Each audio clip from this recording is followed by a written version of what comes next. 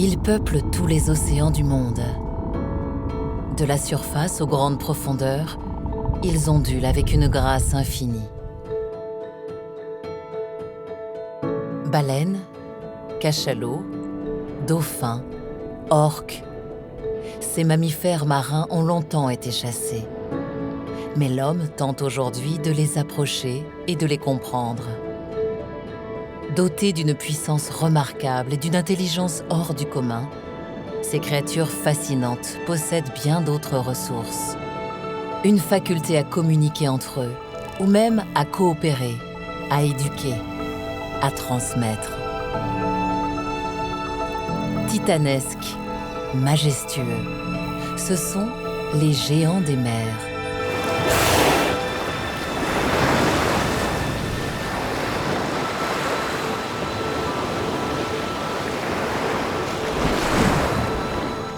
Pour aller à la rencontre de ces géants, nous allons suivre François Sarano, océanographe, ancien compagnon du commandant Cousteau, infatigable explorateur et défenseur du monde marin. François va plonger avec les plus grands animaux de la planète pour tenter de percer un peu de leur mystère. Comment ces mammifères autrefois terrestres ont-ils bien pu s'adapter au monde marin? Quand les ancêtres des cétacés sont retournés à la mer il y a 55 millions d'années, ils n'avaient aucune chance. Ils arrivaient dans un milieu hostile. Il fallait y respirer. Il fallait se cacher dans un milieu où il n'y a nulle part où se cacher. Dans le Grand Bleu, il n'y a nulle part où se cacher. Il fallait mettre bas dans un milieu où son petit avait tout de suite à respirer. Eh bien, malgré ces handicaps, ils ont réussi.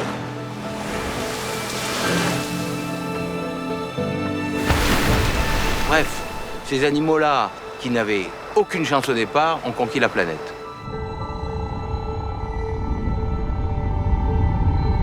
L'île Maurice, minuscule et isolée au cœur de l'océan Indien, à plusieurs milliers de kilomètres des Grandes Terres. Au large de ses côtes, chasse le plus grand carnivore de la planète, le cachalot. Les mâles peuvent mesurer jusqu'à 20 mètres et peser près de 50 tonnes.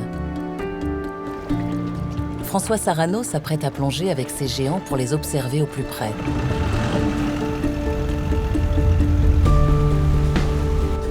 Pour les rejoindre, il faut d'abord franchir la barrière de corail qui protège l'île et se diriger vers le large, au-dessus des grands fonds. La haute mer, les abysses, c'est le royaume des cachalots. Mais la surface lisse de l'océan est un miroir qui masque leur présence. Il faut attendre, prendre son mal en patience. Souffle, souffle, juste sous le nuage. Heureusement, tôt ou tard, les cachalots vont finir par apparaître. Car ce sont des mammifères comme nous. Ils doivent impérativement respirer en surface. C'est là, à la frontière des deux mondes, l'air et l'eau, que nous allons pouvoir les rencontrer.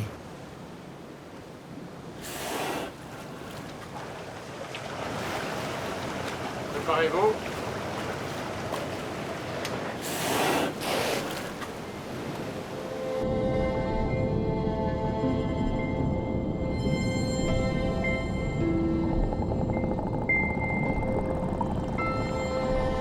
Tel un astronaute dans un nouvel espace, François s'avance vers ces créatures d'un autre monde. Premier contact.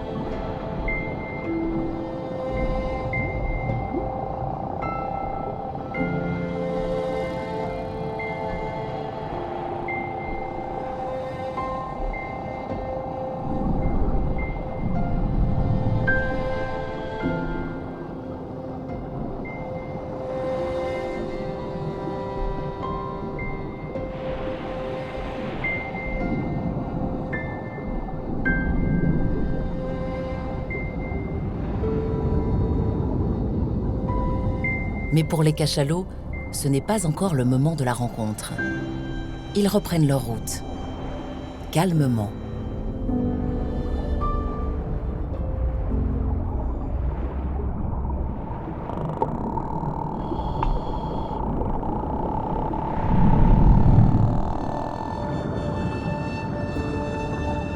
Ça reste un milieu hostile, difficile, dans lequel on se déplace très lentement, très très lentement. Et eux, ils y sont à l'aise. Nous, on est quasiment des points fixes, donc un mouvement de nageoire et tout d'un coup, ils sont à 10 mètres. Plonger avec les cachalots n'est pas seulement un privilège qui se mérite, c'est aussi la seule façon de les comprendre. Longtemps, les cachalots, poursuivis par les baleiniers, fuyaient les bateaux et les hommes. Ils ne donnaient à voir que d'infimes moments de leur vie. Un souffle, une queue qui se lève, une autre qui frappe l'eau. Mais rien qui puisse dévoiler leur mystérieuse vie océanique.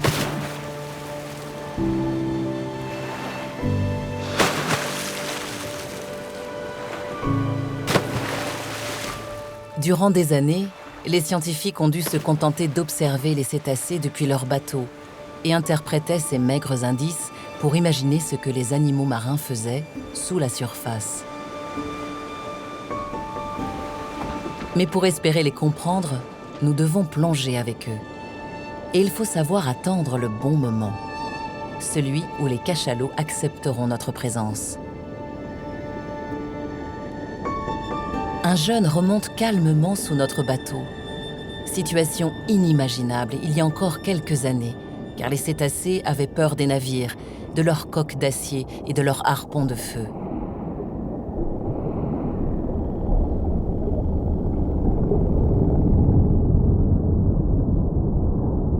François saisit cette occasion inattendue que le cachalot semble lui offrir. Il plonge avec un hydrophone directionnel portable conçu pour enregistrer séparément les sons émis par chaque individu. Surprise, le cachalot est aussi curieux de découvrir François que l'inverse. Chacun explore l'autre avec ses propres moyens. Le cachalot n'a pas d'hydrophone, mais il possède un sens extraordinaire, l'écholocation. Il émet des pulsations sonores extrêmement puissantes, puis analyse l'écho que renvoie l'objet visé, en l'occurrence François, pour s'en former une image sonore aussi précise qu'une échographie.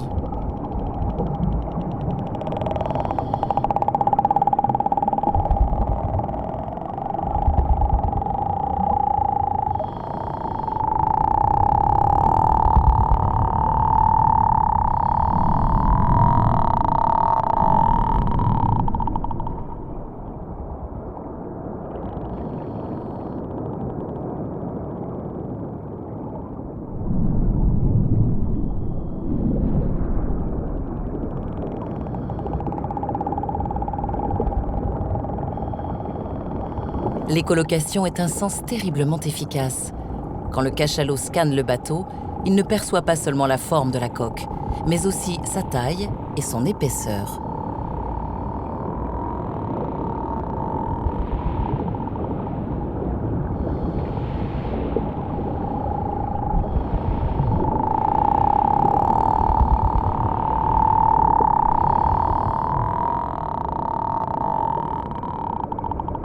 Et c'est aussi grâce à cette écholocation que les cachalots sont devenus des chasseurs exceptionnels et qu'ils peuvent voir et trouver leur proie dans les grandes profondeurs, là où la nuit est permanente.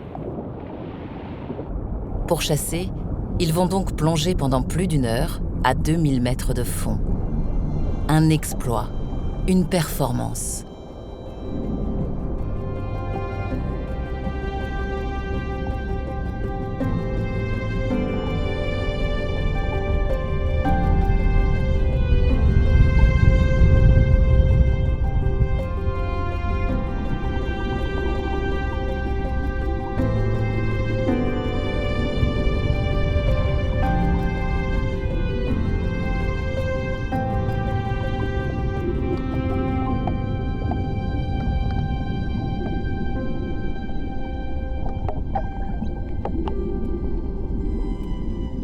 Aucun homme n'a jamais vu et ne pourra sans doute jamais voir ce qui se passe dans les abysses. Là où plus aucune lumière ne parvient. Le noir absolu.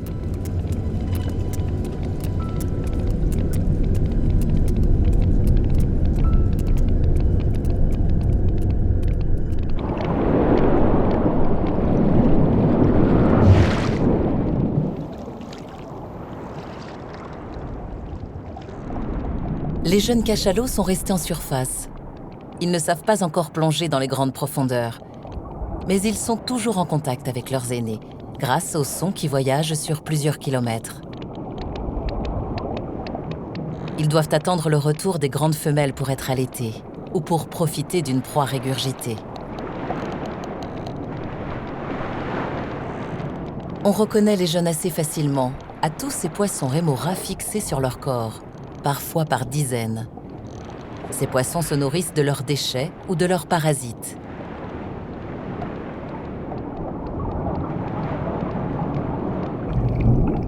Les adultes qui les rejoignent en sont étonnamment dépourvus.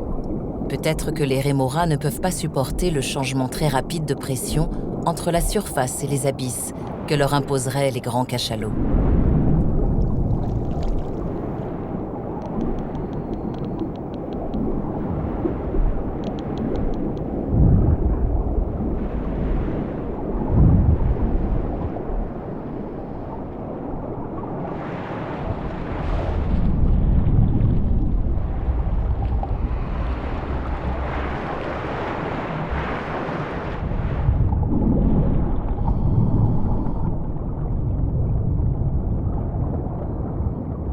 François profite de la présence des adultes pour récolter de précieux indices dans les excréments, les fesses qu'ils lâchent derrière eux.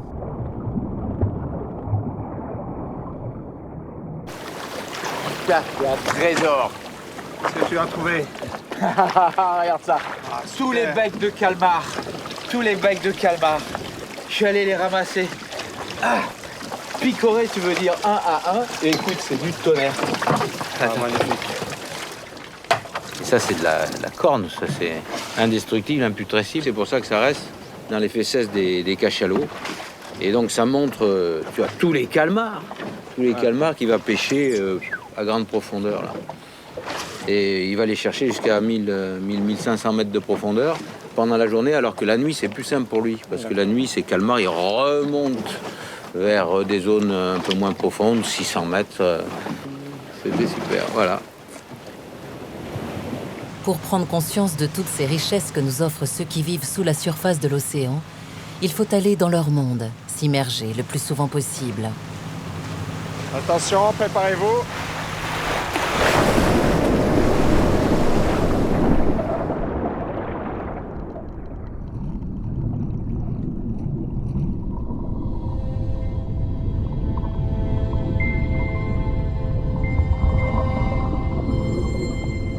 Quand on veut voir dormir un cachalot, il faut être sous l'eau pour le voir.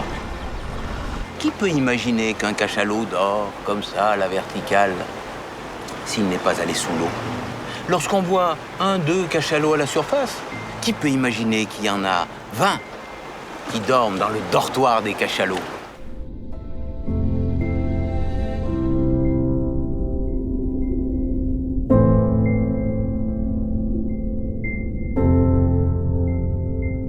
Les géants des mers ne dorment que d'un œil. Leur respiration est un acte volontaire, au contraire de la nôtre qui se fait par réflexe, sans que l'on ait à y penser. Ils ont dû faire face au dilemme de rester éveillés pour respirer ou de mourir en dormant. Et ils ont encore trouvé la solution. Une moitié de leur cerveau sommeille, pendant que l'autre se tient en éveil. Ils ne dorment toujours qu'à moitié. Autour des adultes qui sommeillent, les jeunes se regroupent et jouent. Une image étrangement familière, propre à nous autres mammifères, exactement comme le font les jeunes singes dans la forêt tropicale ou les lionceaux dans la savane.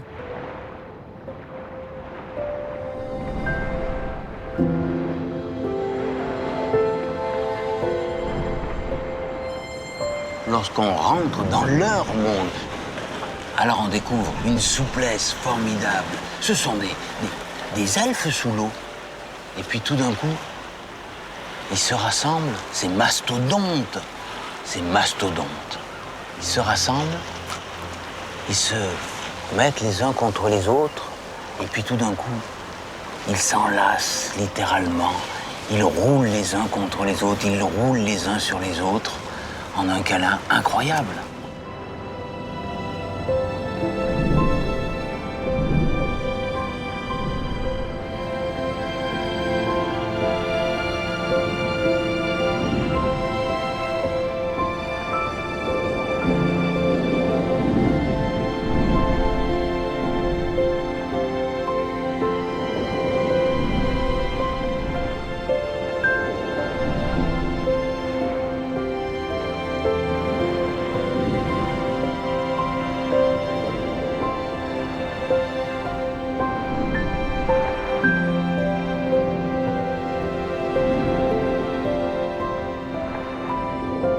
Quand se terminent ces longs moments de caresses, de socialisation, sans que l'on sache pourquoi, sans que l'on sache qui en a donné le signal, les cachalots laissent encore derrière eux les lambeaux de peau qui se sont détachés dans ces frôlements titanesques.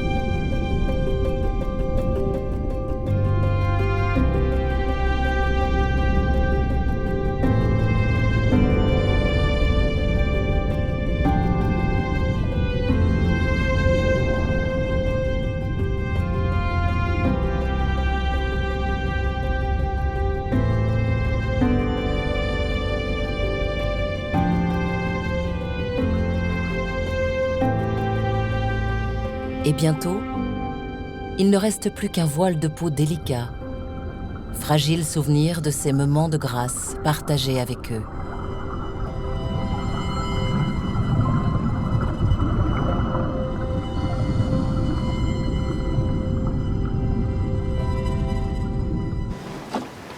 C'est fou d'être en communion avec la vie sauvage si souvent décriée. Enfin, je veux dire, quand on voit ça, quand on vit ça, il faut que tout le monde vive ça. Il faut que tout le monde vive ça. Quand tu as vécu ça une fois dans ta vie, ouais, tu es en accord avec le monde. Tu n'as envie que d'une chose, c'est que... c'est qu'on fasse de la place à nos colocataires. Qu'on fasse de la place à cette vie sauvage qui est sans détour, direct, merveilleux. Difficile d'imaginer que les ancêtres de ces cachalots étaient des mammifères terrestres. Et pourtant, ces créatures sont bel et bien le fruit d'une évolution exceptionnelle. Pour conquérir les abysses, les cétacés n'ont pas seulement réussi à surmonter l'obstacle de la profondeur et de la pression sous-marine. Animaux à sang chaud, dans un monde où règnent les poissons à sang froid, les cétacés, puissants, endurants, rapides, peuvent entreprendre des voyages de plusieurs milliers de kilomètres.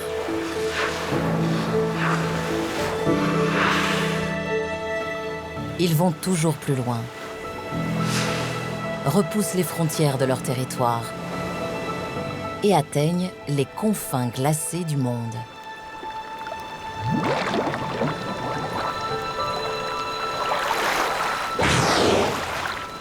La baleine boréale, énorme, 20 mètres de long et sa centaine de tonnes, passe toute son existence dans les eaux arctiques et subarctiques.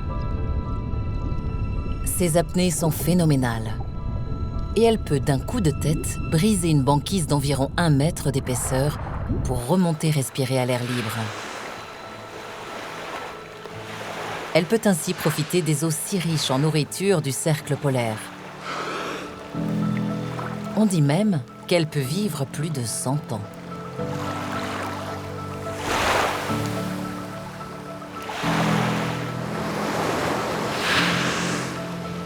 La baleine bleue, quant à elle, est le plus grand animal de tous les temps.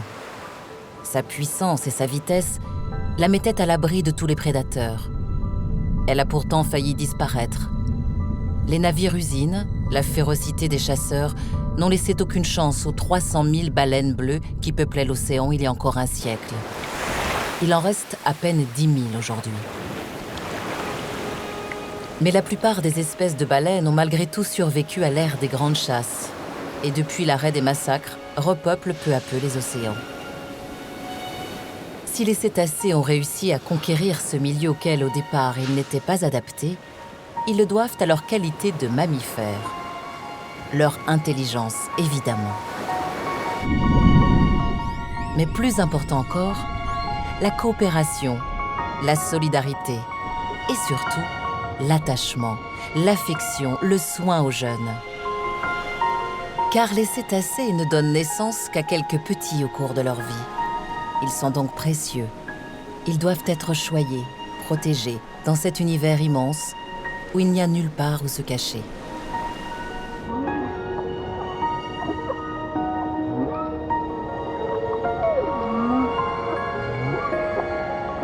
Les mammifères marins ont un comportement caractéristique qui les différencie de leurs plus proches voisins, les poissons, le lien d'attachement.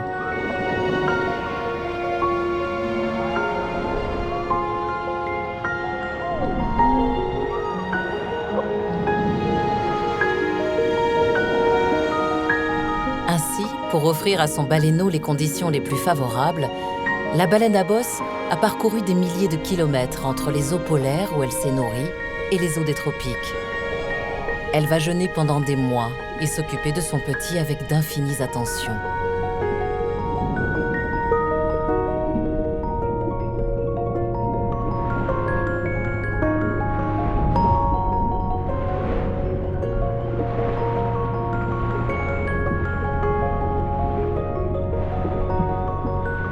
Elle accompagne délicatement la nage balbutiante et maladroite de son baleineau.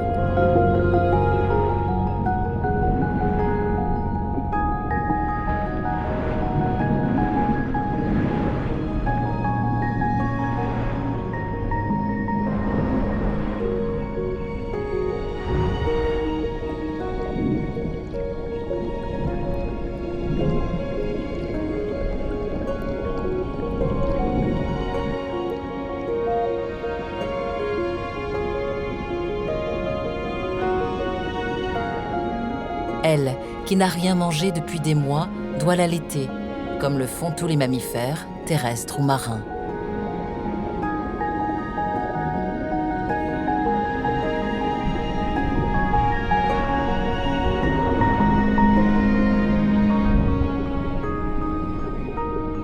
Rien de tout cela n'existe chez les poissons, qui pondent leurs œufs par milliers et les abandonnent à la merci des courants. À peine éclos, les alevins doivent s'occuper de leur propre survie. Chez les mammifères, au contraire, toute cette attention donne aux jeunes le temps de s'ouvrir au monde et d'explorer tout autour de lui.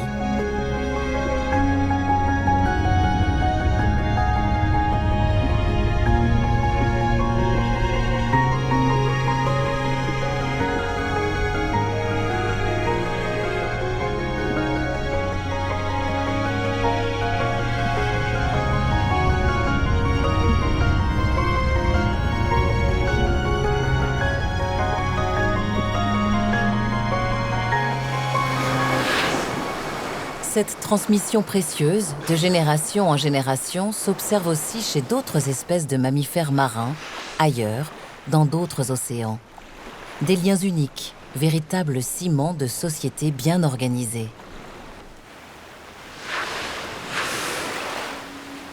Parmi tous les géants des mers, les orques sont sans doute ceux qui forment les sociétés les plus étroitement soudées. En Argentine, sur la péninsule de Valdés, vit une famille d'orques unique au monde. François Sarano veut absolument nous la faire découvrir.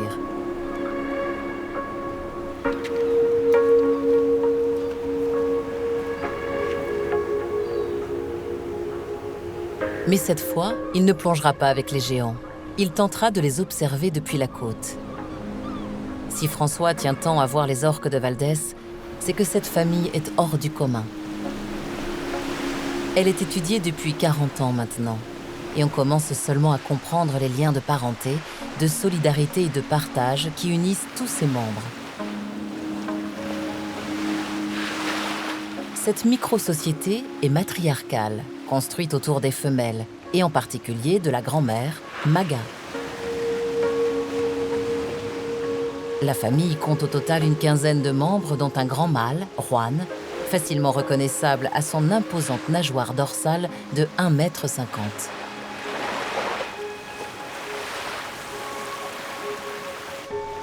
Mais qu'a donc de si particulier le clan de Maga? Ici, à Valdés, il y a une toute petite population. Unique au monde.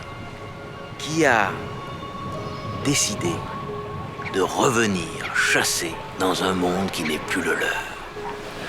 Le monde marin et leur domaine, eh bien, ils viennent chasser à terre.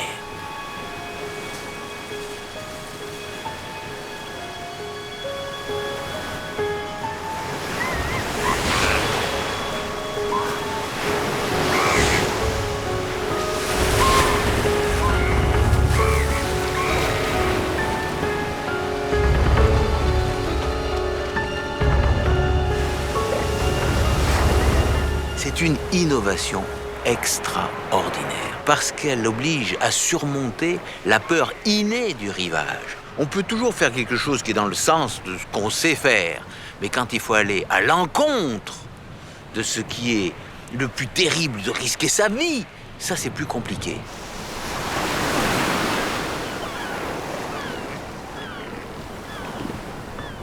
À la différence des orques, les éléphants de mer n'ont aucun mal à passer de leur domaine marin au rivage, où ils vont reposer leurs 4 tonnes et leurs 5 mètres de long, presque autant que les femelles orques.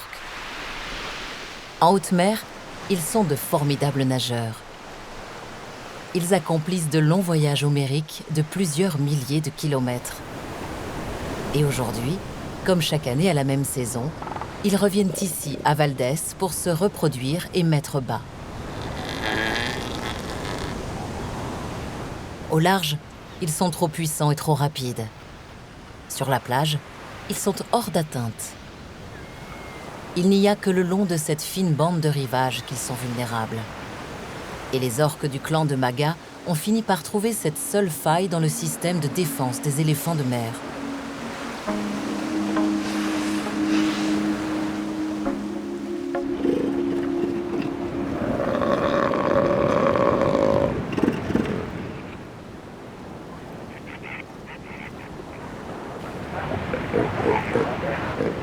Contrairement aux orques, les éléphants de mer s'affrontent en permanence.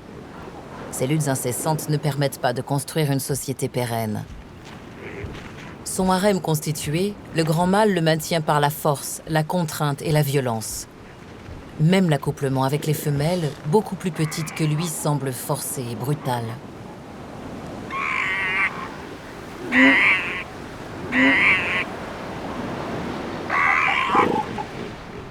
Et il n'a pas d'autre choix que de combattre pour préserver sa domination.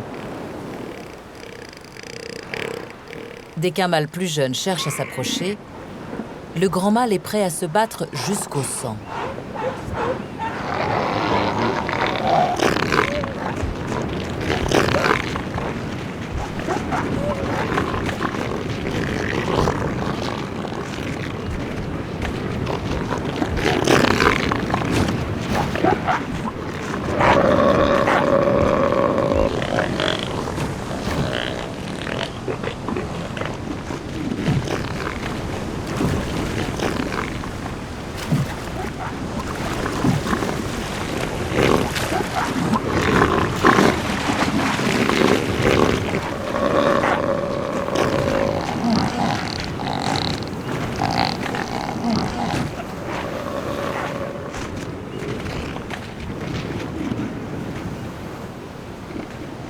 Ici, en péninsule Valdez, on a 2 géants, les orques et les éléphants de mer. Ils semblent un peu dolents des fois sur la plage, mais c'est des nageurs incroyables. Ils peuvent plonger jusqu'à 1400 mètres de profondeur, ils vont nager jusqu'en Antarctique.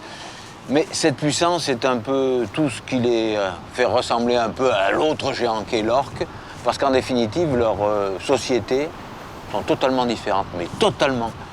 Chez les orques, il y a solidarité, il y a apprentissage et on transmet son expérience. Chez les éléphants de mer, c'est l'individualisme. La seule chose qui compte, c'est la reproduction. Après ça, on ne transmet rien. Et pourtant, ces 2 géants se retrouvent sur les mêmes terrains. Et c'est là qu'il y a confrontation. Les orques, grâce à leur solidarité, grâce à leur coopération, viennent se nourrir des jeunes éléphants de mer que les grands éléphants de mer voient partir dans l'indifférence totale.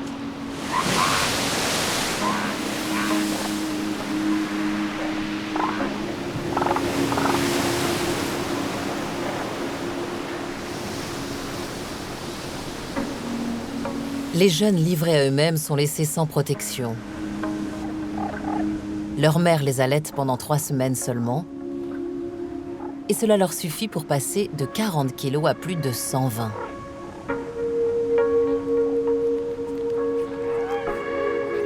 À partir de ce moment-là, les mères ne s'occupent plus d'eux.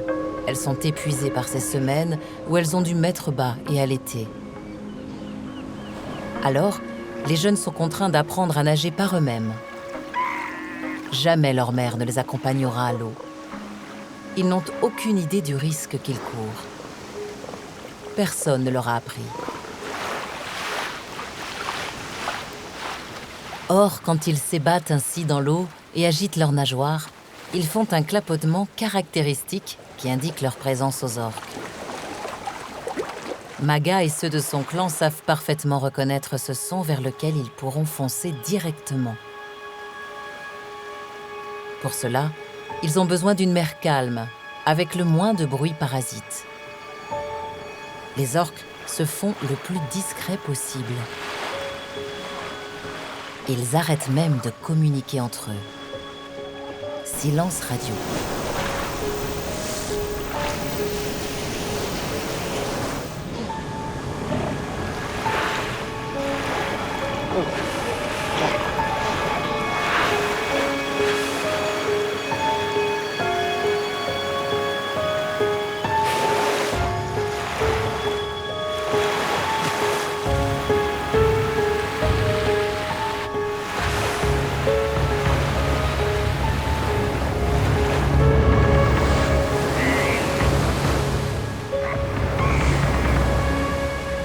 Il s'en faut parfois de quelques centimètres.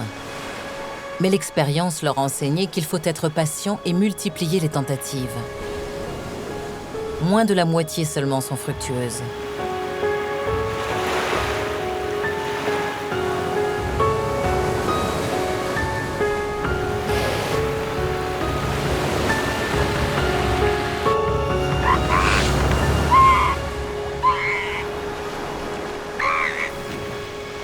Enfin, les premières attaques réussies.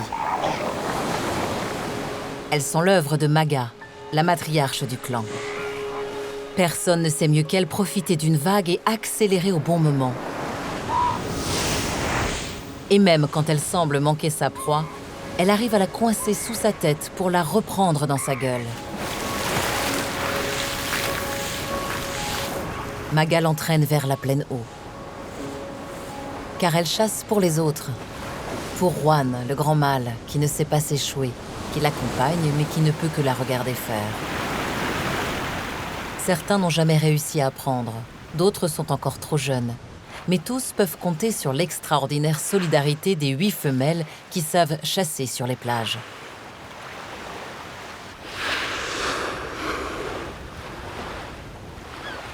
Valène, la fille de Maga, fait partie des chasseuses habituelles. Mais cette année, elle reste au large pour s'occuper de son petit dernier. Et c'est Maga qui va les nourrir tous les deux. Valène et Maga ne se disputent pas la proie. Au contraire, elles s'appliquent à la découper pour la partager. Un comportement exceptionnel que l'on retrouve rarement, voire jamais chez les autres animaux où le dominant se réserve la part du lion. Ici, tout n'est que solidarité et partage.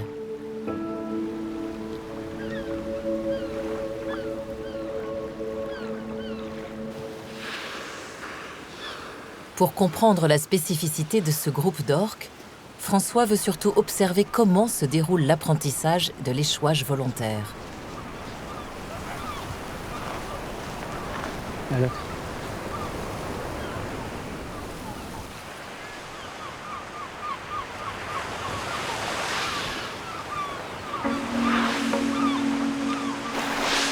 Hey, Tu vois là-bas? Regarde les orques là-bas. Là, tu as un gros mâle et il y a un juvénile aussi. il va s'échouer. Oui, ensemble, ils vont tous les deux s'approcher de la côte pour apprendre au juvénile à s'échouer. Le jeune est effectivement réticent à aller vers la plage. La femelle l'encourage. Elle lui montre le chemin. Le jeune suit. Et quand son instinct reprend le dessus, quand il fait mine de revenir en arrière, la femelle s'interpose d'un coup de queue. Elle lui bloque clairement le passage et l'empêche de revenir vers les eaux plus profondes. Elle le pousse à aller plus haut encore sur la plage. Elle le force à rester échoué un moment, à surmonter sa peur instinctive. Puis une fois qu'elle estime que la leçon a assez duré, elle l'aide à profiter des vagues pour se dégager.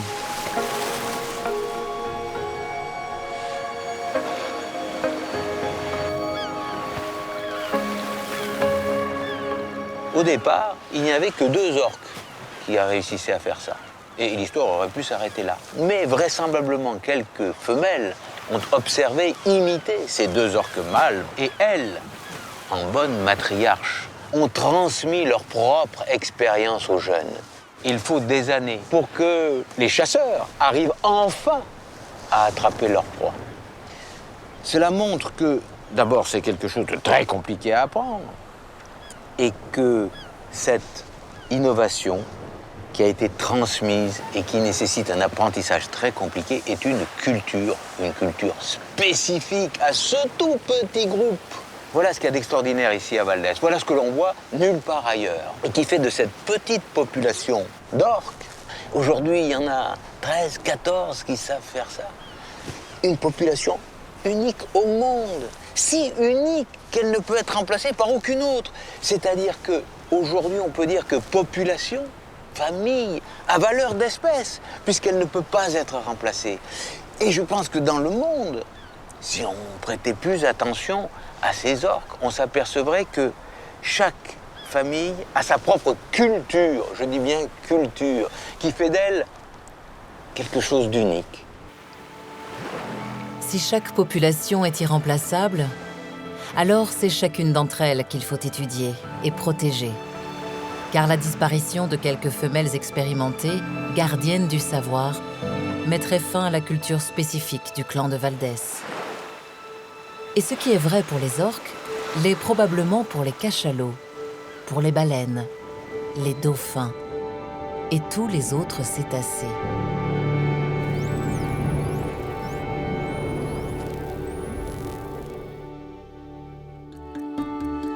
L'archipel des Bahamas, dans la mer des Caraïbes.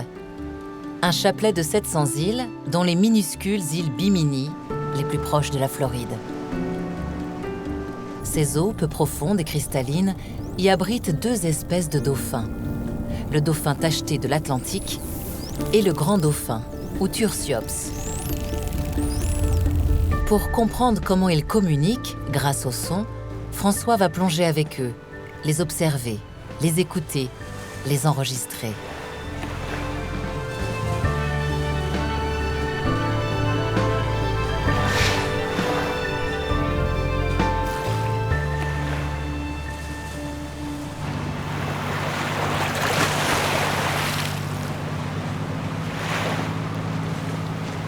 Comme avec les cachalots, il emporte à nouveau un hydrophone, et c'est une plongée dans le monde des sons.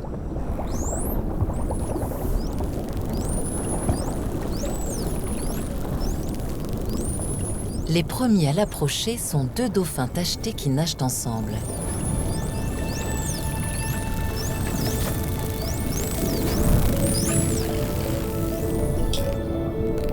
François reconnaît immédiatement les clics d'écholocation dirigés vers lui pour l'identifier et les sifflements que les dauphins utilisent pour communiquer entre eux. Et les sons se mêlent. Des buzz, des clics, des sifflements, des pépiments et probablement d'autres encore que nous ne pouvons même pas percevoir, car ils utilisent des gammes de fréquences qui nous sont inaudibles.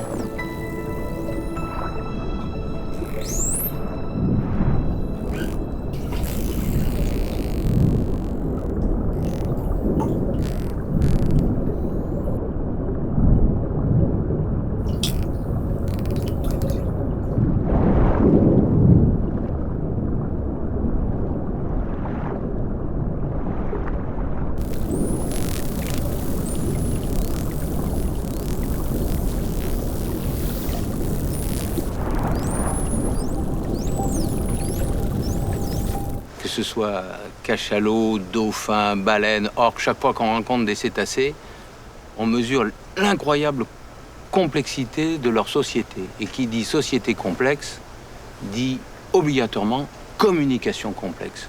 Et on a vu qu'ils arrivaient à communiquer par le corps en se touchant, par le regard et évidemment par les sons.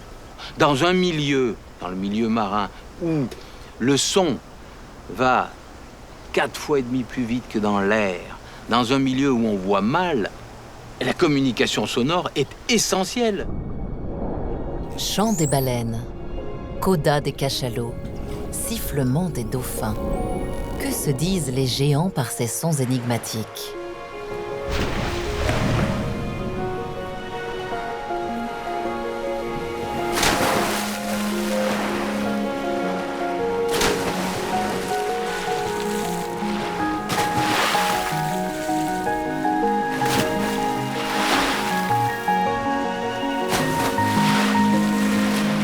Les cétacés utilisent toutes les surfaces de leur corps, toute la surface de la mer pour faire du bruit, des signaux sonores qu'ils envoient aux autres, à leurs congénères, amis, partenaires ou rivaux.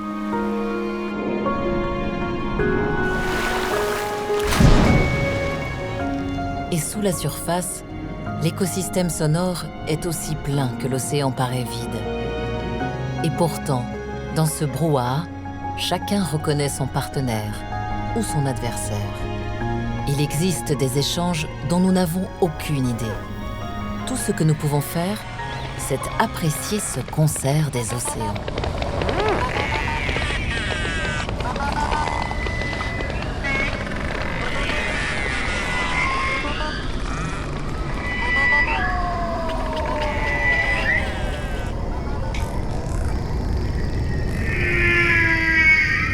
Et dans ce concert, le plus célèbre des solistes est la baleine à bosse mâle.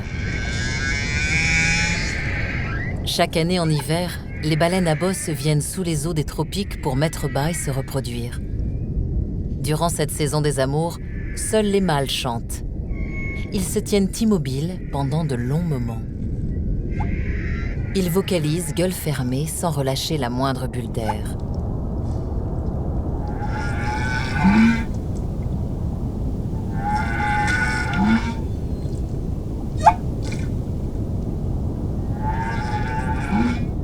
S'agit-il de séduire les femelles? S'agit-il d'un chant de consentement ou d'un appel guerrier? La vérité, c'est que personne ne le sait exactement.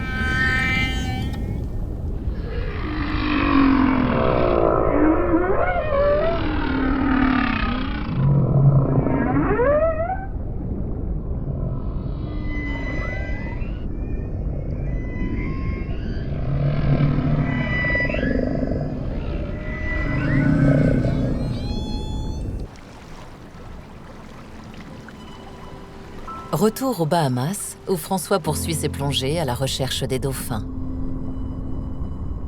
Mais peu de gens imaginent à quel point l'océan est vide. À part quelques oasis de vie autour des récifs, c'est le désert. Et l'on se retrouve parfois bien seul. Avec nos sens d'humains, nous ne voyons pas grand-chose et n'entendons pas tellement plus.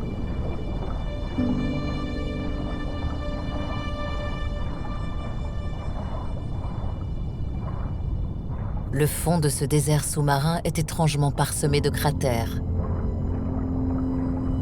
François en découvre des dizaines qui dessinent un sol lunaire.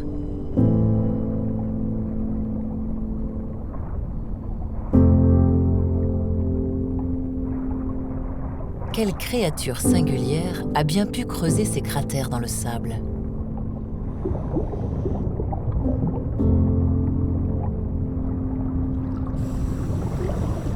Les rares petits poissons que l'on croise, des rasons, ne se laissent pas facilement approcher et vont immédiatement se cacher sous le sable, sans laisser aucune trace derrière eux, pas même une ridule, encore moins un cratère.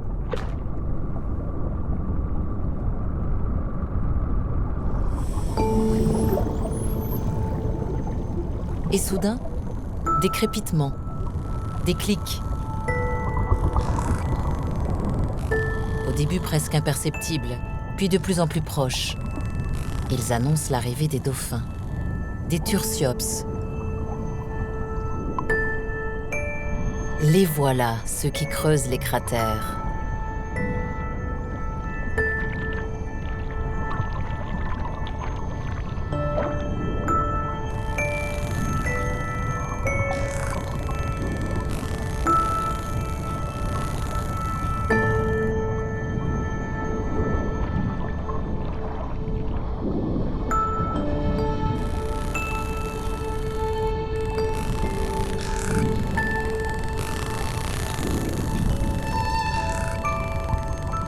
Sous les yeux de François, les dauphins se livrent à un étrange ballet, qui prend tout son sens quand un dauphin déniche un de ces poissons rasons que François a vu se cacher sous le sable.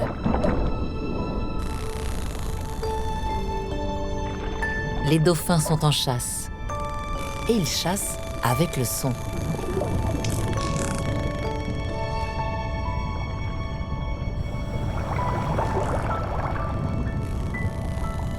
Ils émettent des pulsations sonores très rapides vers le sol et utilisent l'écho qui leur est renvoyé pour s'en faire une image sonore. C'est encore une fois l'écholocation.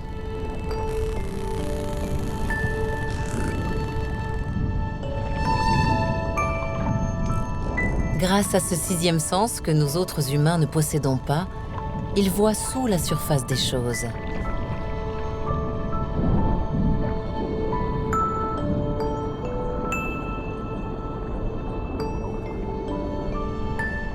Contrairement aux cachalots qui peuvent plonger plus d'1 heure, les dauphins doivent remonter respirer à l'air libre toutes les 3 minutes.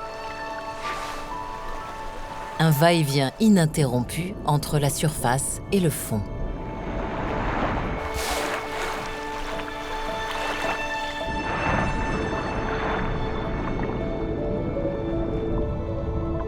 François voit arriver de plus en plus de dauphins, comme si quelqu'un avait sonné le rassemblement.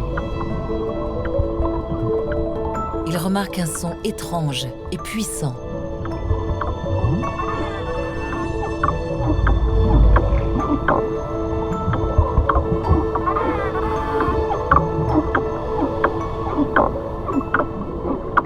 Est-ce le signe de ralliement des dauphins? Est-ce un appel à rejoindre les lieux du festin?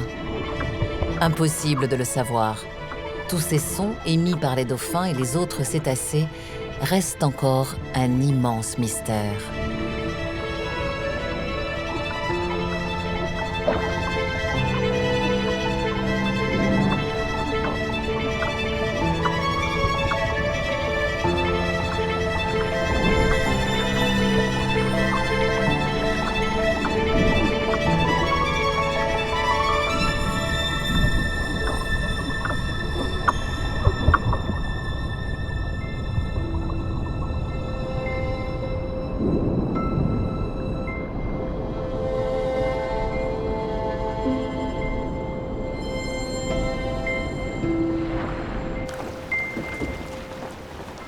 On essaye d'imaginer leur monde alors qu'on en ignore les moyens de communication, on en ignore les sens, et c'est incroyable, on n'a même pas le vocabulaire, pour décrire ce qu'ils sont capables de faire. On invente des mots, des clics, des claques, des clangs, enfin, tout un tas d'imitations faibles de ce qu'ils arrivent à faire, et on essaye un petit peu comme... C'est comme si on était des aveugles et qui essayons de décrire le monde dans lequel ceux qui voient vivent. On peut même pas imaginer. Ils vivent dans un autre monde, ce sont des vrais aliens.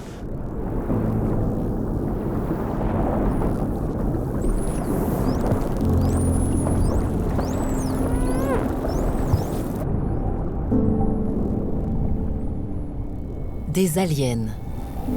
Pour les comprendre, il faut se préparer à une rencontre d'un nouveau type. Les cétacés n'ont pas les mêmes besoins que nous. Ils n'ont pas les mêmes désirs. Ils vivent dans un monde où l'espace n'a pas de limite, où le temps s'écoule dans un perpétuel présent. Il faut abandonner nos références, laisser derrière nous nos idées préconçues. Il faut nous perdre dans leur univers. Alors peut-être découvrira-t-on ce qu'ont à nous dire les voix des géants.